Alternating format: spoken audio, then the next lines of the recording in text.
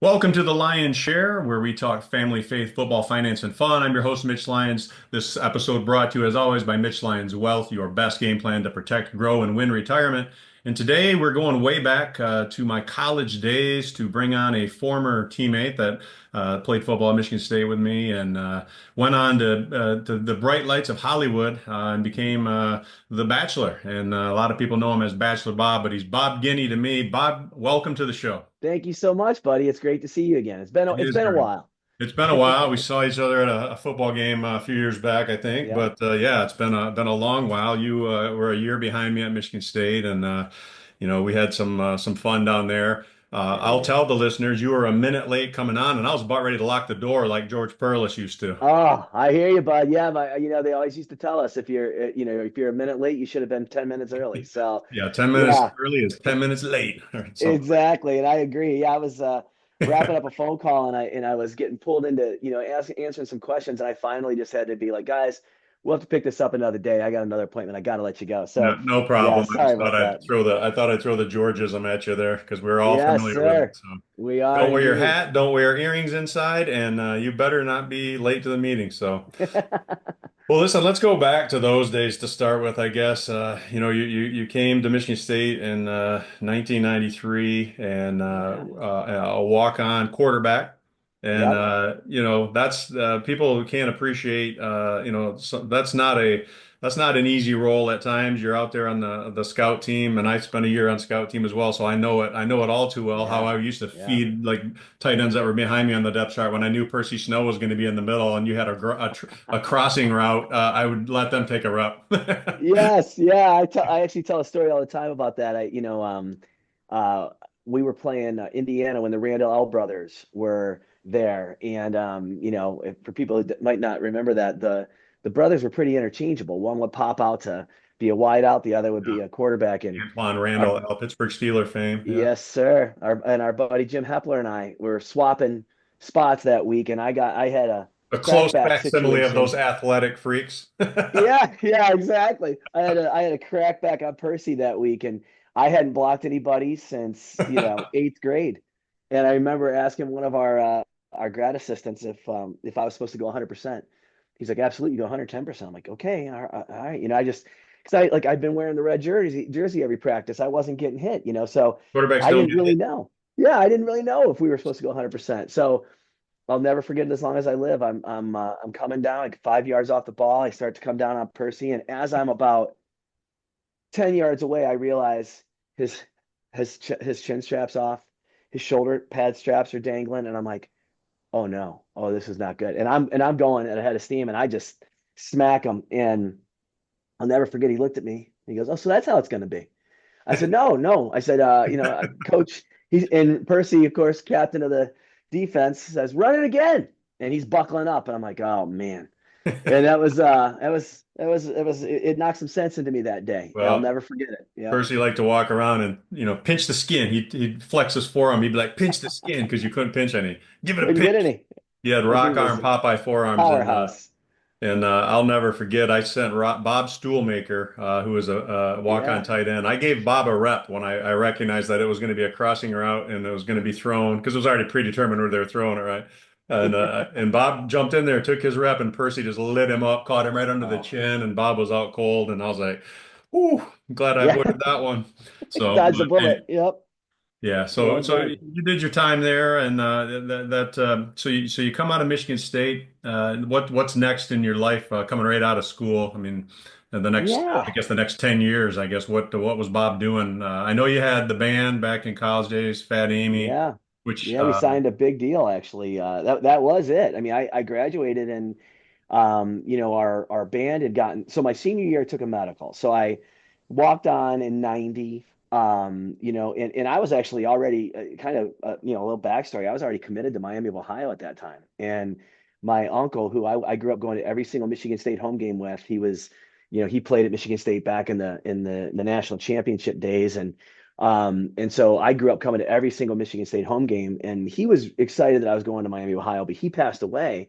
And I was like, if I'm gonna play, I'm gonna play at Michigan State. I got to prove to myself I can do it. That's the school I love. And of all people, I called his best friend, who I also knew his uncle Lloyd Carr at U of M, and Lloyd made the call for me to go to Michigan State. He was like, "Why don't you come here?" I'm like, "No, I need to play at State." And so one of my favorite memories was every Michigan State game was, being on the 50-yard line with my Uncle Lloyd, getting a quick picture, and my high school girlfriend who was a Michigan cheerleader too. So they were in their maize and blue. I was in the green and white, and those are some memorable moments. But yeah, senior year I took a medical, and I had been playing in a band a little bit on the side there, and the band became like a full-time thing. And we won a couple Battle of the Band contests, and one of them was like a Grand Rapids thing, like an Eris Hamper's Hometown Rock Search. And so we got to Verve Pipe had won it the year previous. They told us we should do it, so we did it, or 2 years previous. We got to record an album for free, and then they took us on the road with them, and we'd end up doing this Ticketmaster music showcase thing, and signed a deal with MCA, and that became a full-time job. I mean, I was on the road all the time, and I'm sure my parents were proud now that I look back in retrospect, but they did make me get my degree first, which So, I'll so make you my were kids do touring the with same. Verve Pipe? Yeah, well, we toured with them a lot for their college shows. Yeah. And then we got onto this compilation thing that they had done as well.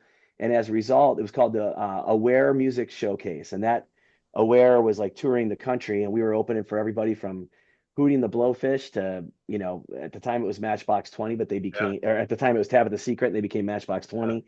And then Vertical Horizon, Guster, all these bands, and it was an awesome experience. I mean, it was really great, and I thought we were, you know, just on this kind of trajectory, and after about, well, let's see, it was 94 when I graduated from state, so it was probably 99.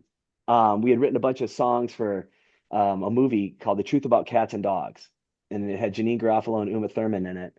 And I took the money from that, my portion of the money from that, and I was like, okay, I'm gonna I'm gonna open a mortgage company, of all things. And one of my good buddies from high school and into college, he was a mortgage guy, so I brought the funding for us to kind of go off on our own. He had the licensing and everything, and I learned the business on the fly. And in that process, my assistants at that mortgage company submitted my information without me knowing it to the Bachelor. So And you started the so mortgage company what year? it would have been 99. Okay. All right. Yep. And so 2002, they're submitting my information without me knowing it, using my record label's website for any information they needed for a backstory, because they didn't want to have to ask me for any information. And all of a sudden, I get a phone call from a woman named Lacey Pemberton. And Lacey, I've told her this story, so I don't feel bad, but she had this like very scratchy, almost husky voice, and I thought it was a guy trying to sound like a woman.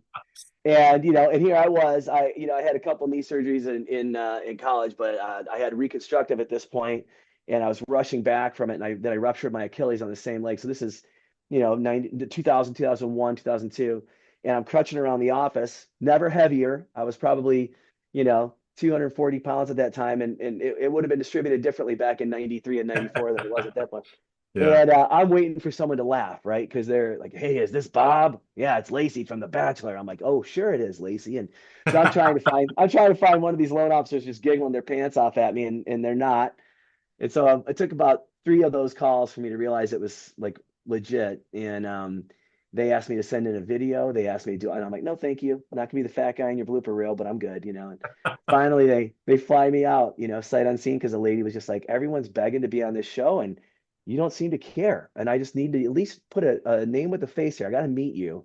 And so they flew me out, and I ended up meeting with the producers while I was there. And yeah, the rest was history. They asked me to come on Trista's season of The Bachelorette, which I did, which was literally, I got the walking permission a week and a half before I go on Trista's season. And so I was still a little more portly than I was used to being. And then Oprah thought I was funny, made me her man on the street, and that led to me becoming the Bachelor after that. Yeah. So it was pretty Well, crazy. I just remember, back then, I mean, my wife, watching The Bachelorette, and I'm watching, I'm like, I know that guy. I mean, I know that guy. I mean, Bob Guiney, what's he doing, right? And Yeah, and it's funny because in years since, I've had a number of ex-teammates on like the Housewives and stuff, husbands or boyfriends of sure. I know that guy. I mean, that's Bob Whitfield, that's Chuck Smith, that's Cordell Stewart, all these guys I played Yeah. in Pittsburgh, and so yeah, that was kind of funny to see that, and So, I mean, yeah, I mean, your life gets obviously takes a rocket ship, trip at that point, It which did. had to be Yeah. kind of surreal, right? It was, it was fun. And well, I mean, I'm sure it was very, there were some similarities, I'm sure, with you. I mean, go off the Steelers and, next thing you Yeah, know, but I you're in was the a big backup game. tight end, man. I wasn't the Bachelor. Right. No, It's it's funny. It's one of those things. I actually thought, and this is going to sound like egotistical, but I thought I was already famous from the music thing, right? right. So I didn't even realize Like how that not was going to take famous it I to another was. level, right? Where you, Oh my God. Yeah. And no one knew what it was back then either. I mean, yeah, it wasn't like today. And I will say, like, the best compliment I ever got from the whole thing came from my brother-in-law, actually, who, he'd been in my family since I was in ninth grade. And he basically was always like, Bobby, if you would have tried to do this, it just wouldn't have happened, right? But instead, you just sort of like clumsily dumb your way into the whole thing. He's like, it's basically like you stepped in a pile of dog do and you peel $100 bill off your shoe. He's like, if you would have tried to make this happen, if you would have submitted yourself for this show because you thought you were all that, if you would have done all these different things, it would have been it probably would have worked out a whole lot differently. But I went into it with this mindset of I don't even know what the hell this is, but we'll give it a shot. Maybe it'll be fun. It'll get me out yeah, of Michigan in February, and which is the most hated month in Michigan, as everyone knows. And it'll get you out of there and let you go and have some fun and try something different. And it's kind of flattering to be included on this whole thing in the first place. And sure, the Oprah thing and all that stuff, it just snowballed. And all of a sudden, I was kind of in this situation where I was kind of embarrassed, if I'm being really honest. Like, it was almost at the point where I'm like, I don't feel like I should even be here, right. but here I am, and I'm just gonna make the best of it. And it was a super fun experience, and my family really helped keep me grounded during that period, and made fun of me enough. My family and friends made fun of me enough to make sure that I passed it along to all the bachelors since then. I just did a thing out in LA. I had to fly out for the day to do a bunch of interviews for a podcast I'm a part of, and it was kind of funny because there was this kid there who he's one of the guys who did not he was like one of the finalists for the Bachelorette.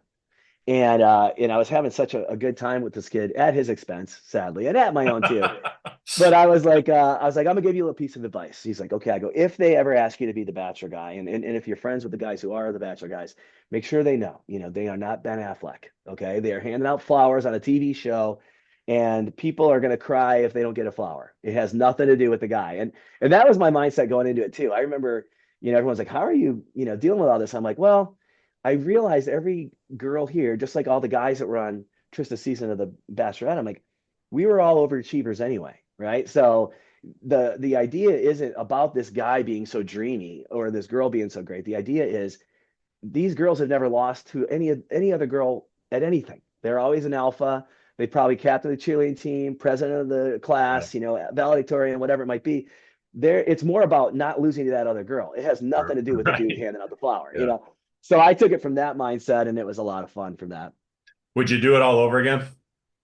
Because of how my life has turned out, yes. But if I were asked today to do it, hell no. I mean, honestly, it's a young man's game. I can promise you that. Like, it's one of those things where, you're, the sleep deprivation and, you're waiting for food and all you're being handed are vodka and sodas so you do make really bad decisions. Yeah. That whole thing, that was a different time in my life. I don't even think my body could handle it today, but it was definitely a ton of fun. And it's kind of like at Michigan State. I mean, it was such a character building experience for me. I'd always been the standout, the star, and all of a sudden Yeah. now I'm this guy who, is struggling to get reps, playing Indiana's offense. And so I mean, from that perspective, it was humbling, and I think it was really good for me. Like, it really taught me how to look at things a little bit differently and how to handle things differently. And I think, to be honest, I think it really kind of prepared me in a weird way for the Bachelor stuff too, because I didn't go into it thinking it was all about me. I went into it thinking about, like I said, like addressing it differently. Like, Yeah. you girls, you need to get along here. You guys, you're gonna want to be friends with this network of girls because they're all really beautiful and really accomplished people.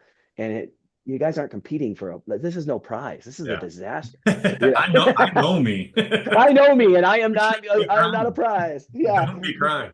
We've all got our baggage, but So, I mean, Okay. I kind of look at it the same way with the NFL, and if I'm hearing you correctly, you wouldn't do it differently, but you wouldn't do it again necessarily. Yeah, I You mean, know, yeah, because of what I it's wouldn't. afforded you, Yeah, right? I mean, it's exactly, afforded you exactly. opportunity and even into what you're doing now, which we'll get into, but how that helps you, right? I mean, it doesn't help to have a little notoriety and Sure. people recognize you when it comes to, future business dealings and whatnot. Yeah, yeah, exactly. I mean, yeah, it was. Excuse me, it was one of those things where it was like the experience was invaluable and I loved it and I made a ton of friends from it. And I'm one of those guys too, oddly enough, and I think it was just timing wise, but like back then the show was 30 million viewers a week. It was insanity. Now it's still considered a hit and they got like 5 million viewers a week, but it's really big on social media and stuff, which ours wasn't even a presence on, it didn't even exist back then. So I think it was like my experiences were great from it. I made a ton of great friends from it. I had a bunch of wonderful opportunities that lasted me a very long time. Yeah, I mean, I saw And you on Hoda and Jenna for a long time, and I was like, yeah, yeah. oh boy, he's still reaping the benefits from all this. I know. When's this 15 minutes up? And trust me, I was feeling the same way, Mitch. I was sitting there going, "Are you sure you want me back?" Because there's like some really, really cool guys doing it nowadays. But they thankfully, the Hoda and Jenna thing, like Hoda hung on to us for a long time, even when Kathy Lee left, and um, we survived COVID and made it through that. And, I think too, like one of the things that I love that came about from the whole showbiz thing was my band from TV, which was, a bunch of guys. Hugh Laurie from House was our piano player. I'm the singer. James Denton, who was the plumber from Desperate Housewives, our guitar player. It was like this really cool matchup of guys that I would have never met otherwise. And they ended up becoming lifelong friends. And we raised all this money for charity. And, and I used to say it, I was like, man, even though I'm not Dr. House making, $1 million an episode. I'm getting the equal money for my charity, which I appreciated. And from I didn't want, my children's hospital affiliation. I didn't want them to suffer from, them getting the lowest rung of the ladder. And thankfully they made it, kind of favored nations when it came to that mindset. And that took some lobbying, I won't lie. I was like, hey man, I'm singing every damn song up there. I get it. I'm not as necessarily big of a star, but people don't go talk to Hugh Laurie, but they come and talk to me. So I bring some value too. And You had some Mick Jagger, Keith Richards confrontation there, working it no, not at all, not at all. But I was predicting it. I was thinking it might happen. And up. thankfully I was with the right group of guys where they were looking out for me anyway. And Well, I mean, hey, man, you've lived a pretty cool life in terms of you got to have the taste of Hollywood. You yeah, played Division I football, right. kind of and you're a semi rock star, right? I mean, you got to be the front man in the band, all right, That's true. That's which true. is cool. I Yeah. mean, I mean, the band back, your original band, Fat Amy, I mean, heck, that couldn't even happen in today's world, Bob, because you would have had to name it PHAT because you're, Right. you're Yeah. body shaming people. So, That's so true. Yeah, it's funny when they had that show oh my gosh, Pitch Perfect, the movie that yeah, came out yeah, with yeah, yeah. Oh, yeah, Rebel Wilson, and she was called Fat Amy in the movie, and everyone yeah. was like, "Oh, is that where you got your name?" And I said, "No, we, We were way we ahead were of actually, yeah, we were way ahead of the times, I guess." But it was kind of funny, and you're right. I mean, man, we would have been canceled before we even got out of the her. gates. Yeah. All right. But So, and you had like we talked about, you had a lot of opportunities that were offshoots of your time on The Bachelorette and The Bachelor, yeah, which you've taken advantage of. But you've got you've got your second career, so to speak, post Hollywood. You're wearing the Lincoln Financial shirt. Tell folks, I guess, give us a little yes. idea what you're doing now, when that started, and I loved your reference earlier when we were talking about it, that you were doing well in Hollywood, but you felt like you're captain of the JV, Yeah, man, which was a great analogy. So you decided it's so to true. look forward and maybe make a plan B going forward. Yeah, it's actually a friend of mine who you actually remind me a lot of, Mitch. His name's Jeff Lick, and Jeff is a buddy of mine from junior high and high school. He was a few years older than me. He was an offensive defensive lineman. He actually was the reason I was going to go to Miami of Ohio because he was at Miami of Ohio, scholarship athlete there. Ended up kicking around the pros a little bit as well. He went. I thought he played with the Steelers for a couple years, but I think he was only on the practice squad. I don't think he got brought up, but yeah, he was the guy. He's a hedge fund manager now out of Boston, has been for many years. And he called me. I'll never forget. It was my 42nd birthday. And here I am in LA still. I was on The Bachelor when I was 32. Here I am 10 years later in the Hollywood Hills. I bought this house. I renovated it when I was doing my HETV stuff. And, I was all proud of myself and just bought another one with a partner to renovate. And um, he calls me and he gave me this gut check that only a few people probably could have at that point. It had to be someone I've known for a long time. It couldn't have been a Hollywood person because I would have never listened. But he called me and he said, he's like, "Hey man, so happy birthday, and he's like, "So what's next?" And I go, "Oh well, I just did this and I'm working on that." And he goes, "No, I'm like, I'm serious. What's next?" He's like, "You need to start thinking about your life." And he's like, "I love that you're living this big life. Everyone comes out to visit you and you're the guy out there. You got all these friends and all this stuff." He's like, "But where does it go from here and how do you monetize it? Because sooner or later you're not flavor of the month. And when you're not, Hollywood discards you." He's like, "People with a lot bigger names than you, we haven't seen in movies in years." And I'm like, God, I hadn't even thought about it. I mean, I shouldn't say I hadn't thought about it, but I hadn't really thought of it until that moment. And I took it to heart. I took it as it was intended. And I really looked in the mirror a little bit and kind of did a little gut check. And I thought, I'm doing a lot of work for a couple different Fortune 200 companies that I really like. I like the people, I like the culture. And I wonder if there's something else for me, and how do I get taken seriously and how do I direct this differently than what I'm doing right now? Because at that time, here I was still life of the party guy, roll in, host their awards banquets Yeah. or whatever it might be. And I'm the fun guy to party with, and then I'm out, right? And I made good money doing it, but it wasn't, again, a very long-term plan. And I got licensed, not with my series licenses, not in the financial side of things, but licensed from the insurance perspective.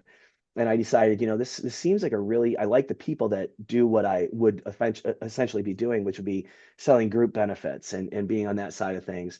I felt like I fit in really well with them. And it was kind of like going back to our Michigan State days. It was like guys you click with right away.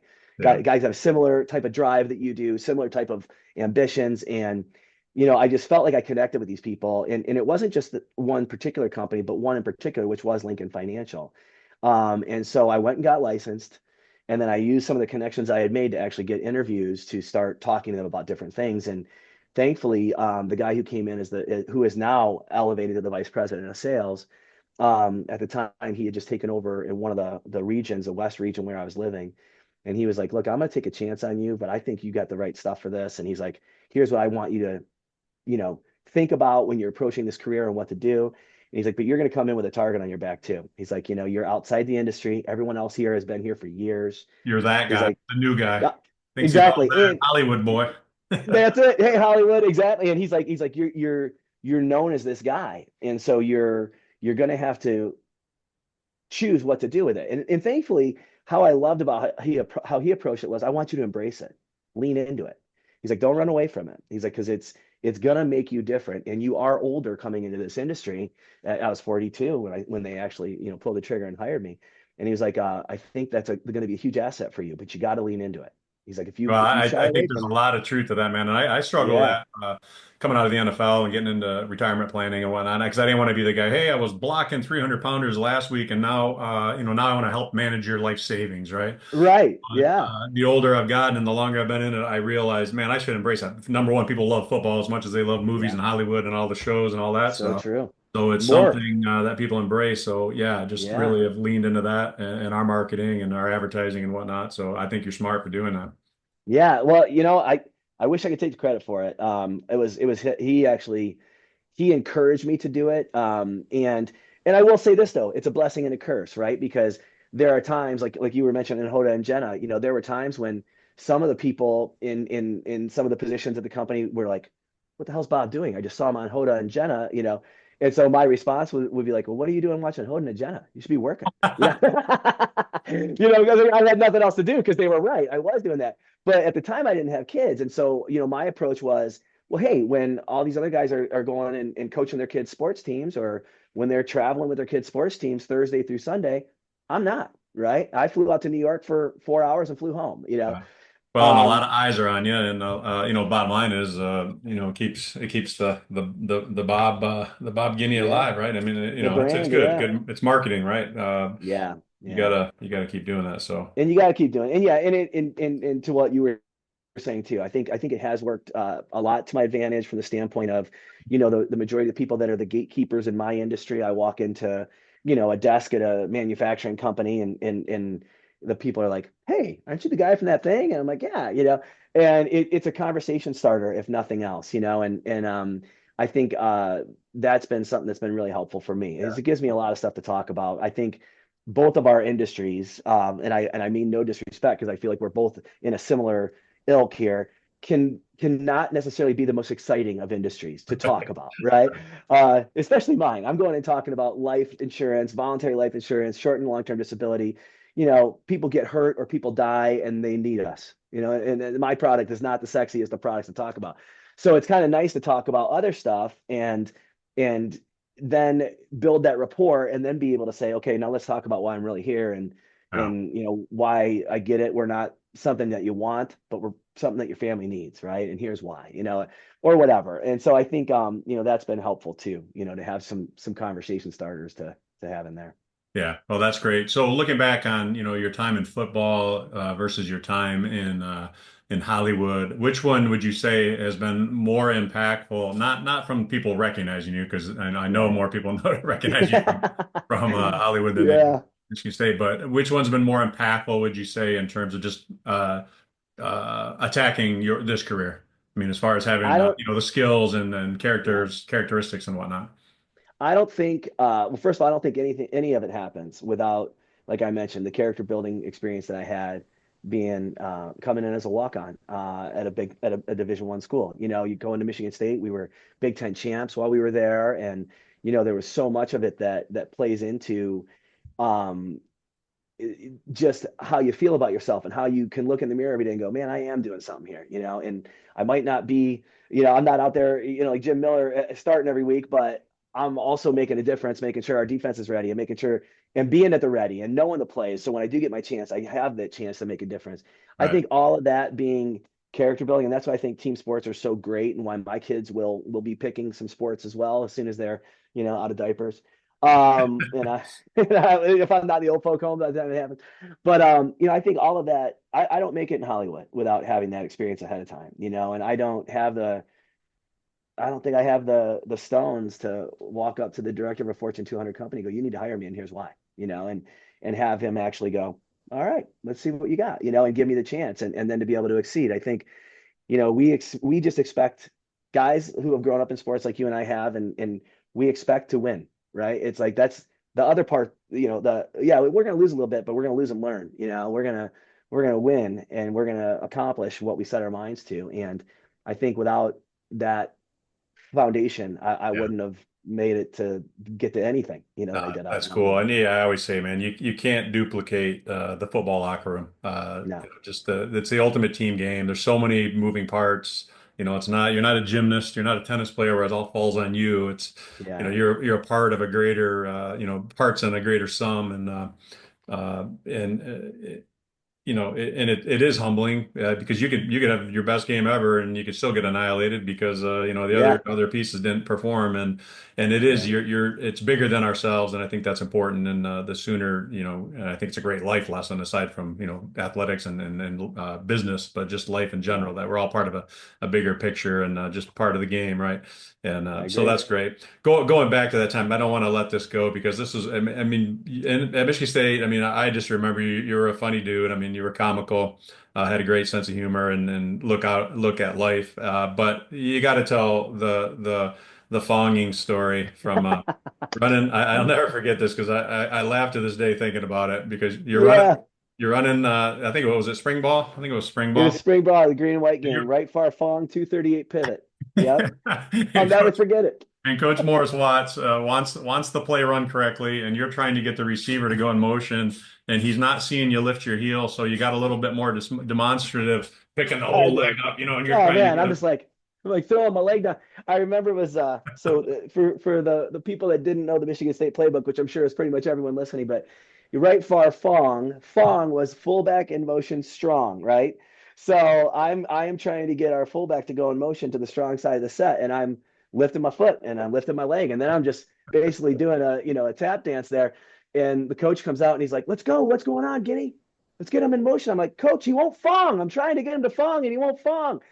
And I just remember everybody laughing at that, and I started laughing. It was one of those moments where, it's like you said, man. I mean, I think the biggest thing that comes from sports in general are the relationships. And you look around to a bunch of people that you like and that they like you, and you're like, man, it's blowing up in my face right now, but I'm going to do my best here, and I'll never forget that. I mean, I love that story. I think about it quite a bit because I've noticed one common thread of all my stories is none of them actually make me look good.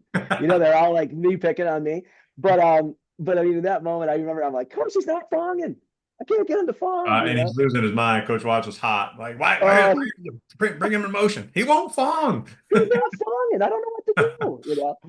But I yeah, know him I mean, alone. I remember him. I mean, Jimmy Miller, you mentioned him. Jimmy Miller before when he was still backing up Dan Enos. I remember Coach Watts just laying into him one practice. Golly, Jimmy, we're not gonna be able to go. We're not gonna be able to go fishing later. You're killing all the worms because he had a few hit the dirt that day. And Jimmy's just like, oh man, geez, I know it. killing all the damn worms, Jimmy. Kill all the damn worms, Jimmy. Yeah, I used to love that, man. Him, Norm Parker, those guys. And Norm, I didn't even realize Norm Parker, who was our defensive coordinator at the time, he was my uncle and he were friendly. And I didn't know, my uncle comes to the green and white game. I see them over there talking. So I'm like, what's going on over there? And so I kind of stumble over there and find out that they knew each other from another world, and it's kind of That's like just funny. this kind of cool small world when everyone starts getting together like that. But yeah, I loved running India when we were up in the Huntington Lounge there at Spartan Stadium Yeah. and seeing you and your family and it was great because I'm trying I wanted to get my boys to a game this year, at least my 6-year-old for sure. He just turned Yeah. 6 December 3rd, but I was trying hard to get him to a game this year, but we had so many night games that he just Yeah. wasn't when it worked out for my That's schedule. I'm too like, I late for just can't. me, much less your kids. Me too. I mean, I can't do it anymore, man. Yeah, it's like, Spent how do my I whole keep a life six wanting year to old stay. who's I wanted to spend my whole life wanting to be an adult so I could stay up past 9 o'clock, and then I got to be an adult, and I don't want to stay up behind 9 o'clock anyway. I don't either, buddy. I don't either. I'm right there with you. The joy of my life, and this really is at this age with my kids, is 'cause we're all at work all day, everything, and it's getting to put them to sleep at night. Like I love getting home and time to have dinner, and then it's my job, it's daddy's job to put the boys to sleep. And 9 times out of 10, I go to sleep with them, right? And their bedtime is one's at 7:30, the other's at 8. So I'm right in there, man. About 9 o'clock, I'm thinking, man, what is going on? Why am I not asleep by now? And then your wife Jessica's coming in there to wake you up. Oh yeah. Are you going to come in? I'm like, no, I'm good. Actually, I think she really enjoys it when I fall asleep with the boys because she's getting her own time watching. She's watching a whole bunch of new shows on Netflix right now, so she's really enjoying my time away. Well, our baby Grace, who's 19 now and off to school, I used to always, say prayers with her, and I'd sing to her, sing songs to her, and I wasn't Bob Guiney level, but I was pretty good, I'd like to I think. bet you're pretty good, buddy. Busting out some REO Speedwagon and whatever, these classic rocks. But I inevitably I would fall asleep, and Angela would like poke her head in. Are you coming to bed or not? Yeah. Those I nightly wish I wish getting Jessica would do myself that to more sleep. because I literally I fall asleep. I would say at least 3 nights a week in our oldest Grayson's room. I lay down with him, I read a story, I sing some songs, say our prayers, and by the time I wake up, it's 11 o'clock at night. So if I had work to do, it's not getting done on that night, and Yeah. it's uh Yeah. it's just one of those things. And I still go back and forth a lot to like LA and New York. So my time frames are like, well, LA especially. Like I went Right. last week for like literally a day trip. I flew out, was there from I think my flight got super delayed, so I landed at like 3 in the afternoon. I was on the 5:30 a.m. back home, and everyone's like, "Why are you doing that?" And I'm like, "Well, because I want to get home. First and foremost, I want my kids. I want to be home when my kids get home from school because I was gone last night, didn't put them to bed, so I want them to know that daddy's everything's good. And it's just amazing how your priorities change, right? I Oh, mean, it's like, absolutely, man. So yeah, let's hit on that a little bit, and then I'll let you go. But so you started, having kids a little later in life. My baby's off to college, and you've got 6 and 3-year-old sons. So yeah, let's talk about that, man. How's that? It's the greatest blessing in the world, obviously. it But truly is. did you? Yeah. I guess did you envision having kids earlier in life, or maybe not, or Yeah, I always thought I was going to be a dad. I mean, half the reason, that whole mortgage company moved back in '99, it wasn't to launch a TV career, that's for sure. I was watching our friends then, yeah, having kids and I was like, man, yeah, I'm the guy that's driving around on a tour bus and everyone thinks that's awesome, but I'm like opening for everybody. Like, when am I going to be Journey or when am I moving on? Yeah. Right. And I meant, and it was intentional. Like I thought, okay, I'm going to get married, I'm going to have a family, and I'm going to figure out what I'm going to do. And then, life's what happens when you're busy making other plans, right? And all of a sudden, boom, here you go. Yeah. Which fast forward, a few years later, I did get married and divorced. We didn't have children, thankfully. And we're still actually strangely very connected in a lot of different ways. Her husband after me and I are friendly, and my wife's, there. And it was more of a thing where we were both these Hollywood things going all over the place. And it was like, I get why so many relationships out there implode. It's not all just narcissism, which a lot Right. of it probably is, but it's also a lot of living these separate lives that just, Sure. if you don't cater to it, you don't take time for it, and I was kind of of the mindset, okay, I guess I'm never getting married. I guess I'm never having kids, because I was a certain age. I was in my late 30s and divorced. And I'm like, I guess this isn't happening for me. So then I met my wife. Oddly enough, I was hosting a show for Sirius XM, and my co-host introduced me to her, and she wasn't even on the radar, and I wasn't on her radar, And it was one of those things where we just sort of gravitated to one another. And I was watching her with other people's kids, and I was like, it was a very attractive quality. I was Mm. like, man, she's so good with these kids, and it was genuine. It wasn't something that like she was putting on an act to be nice to a kid. And then, I was watching her and I thought, God, I think I would really enjoy getting to know her more, and as I did, it became more of a thing where it was like I knew I wanted to have a family, and I just knew it had to be with her, and Cool, man. since she's an LA girl, I will tell you the ultimate sacrifice for her. She moved back to Michigan with us, and she's not a winter lover by any means, and but I'm thankful, and I'll always be thankful for this. My dad, when we had Grayson, we were living in Seattle at the time, and my dad came out to meet his grandson, and I just felt like something was up. I would always see my parents around the summer holidays, never, in Christmas and stuff like that. But and so we moved back home when we had Grayson, and I got to spend my dad's last 2 years of his life with him, and we were during that COVID lockdown, Yeah.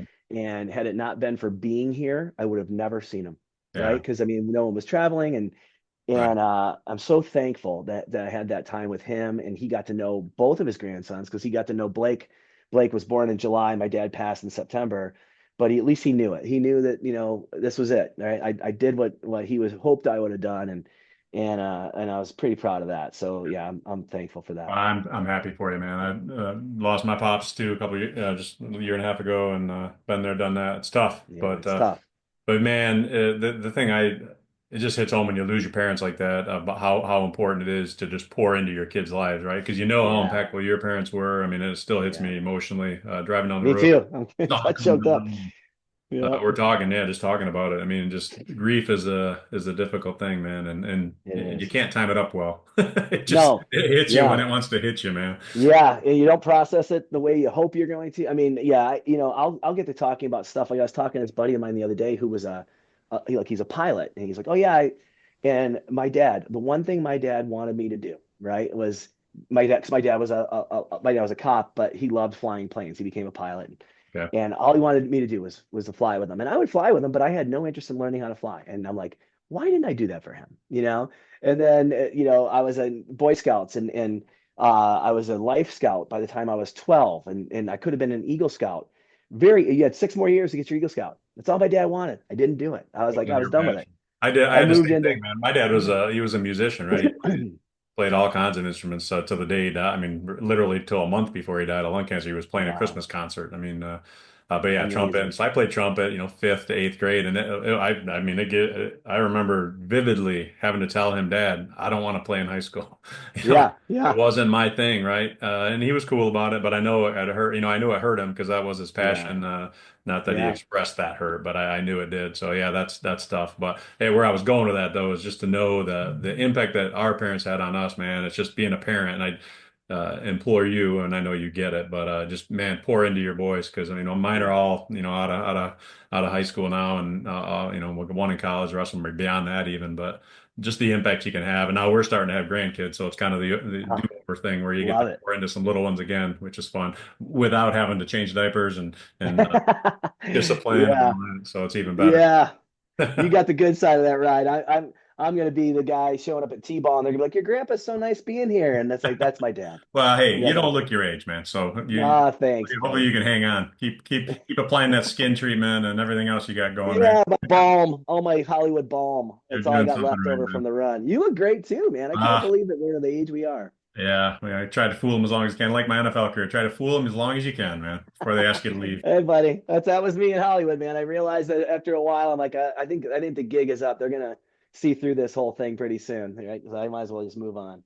Well, Bob, I Yeah. appreciate you coming on. It's great catching up, and I appreciate sharing with everybody. I know people enjoyed this. If you did enjoy this, please subscribe and check it out. We've got a great bunch of great guests in addition to Bob on the YouTube channel and all the podcast platforms. So check us out. The Lion's Share. Again, this episode brought to you by Mitch Lyons Wealth. Your best game plan to protect, grow, and win retirement. And we'll see you next time. Bob, again, thanks a lot, buddy.